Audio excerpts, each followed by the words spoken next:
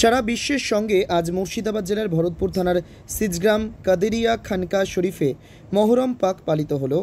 বড় শোকের মাস ও শোকের দিনটি পালিত হলো সিজগ্রামে। যথারীতিভাবে সিজগ্রাম কাদেরিয়া খানকা শরীফে তাজিয়া পাক করা হয়।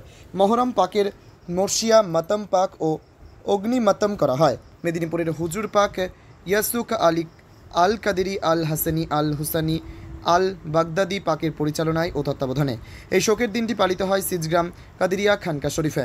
সিজগ্রামের সকল ধর্মের মানুষ এই আশুরা পাকে হাজির হয়। ইসলামিক ক্যালেন্ডার অনুযায়ী 10ই মহরম 1447 হিজরি, আজ থেকে প্রায় 1400 বছর আগে 61 হিজরি 10ই মহরম আজকের দিন ইসলামী ধর্মের প্রতীক হজরত মোহাম্মদের প্রিয় নাতি ইমাম হুসাইন পাক শহীদ হন। আশুরা পাক মানে আরবি 10 তারিখকে আশুরা পাক বলা হয়। হজরত মোহাম্মদের প্রতিষ্ঠিত সত্য ও আদর্শকে রক্ষা করতে ও ইসলামকে কায়েম রাখতে 6 মাসের শিশু আলী আসগার পাককে পানির বদলে তীর নিক্ষেপ করে শহীদ করেছে ও ইমাম হুসাইনে ভাই আব্বাস আলমদার পাককে ফৌরাত নদীতে পানি আনতে গিয়ে পিপাসিত অবস্থায় শহীদ হয়েছিলেন।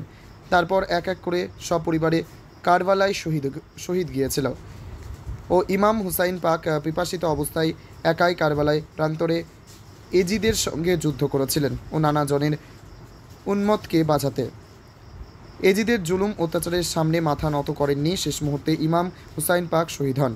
দাঁড়িয়ে থাকতে হবে, অল্প লোকে ঘোরাবে, তাজিম হবে। আমাদের তাজিমের জিনিস আমরা একটু 10 দিন মহরম পাক আমরা তাজিম করে মেনে এসেছি। যে দাফনটা ঠান্ডা করাটা সেটা যেন তাজিমের সাথে হয় এবং চতুর্দিকে আপনারা শক্ত লোক নিয়ে শরীফ মাইকে আমরা দরুদ শরীফ পড়তে থাকবো।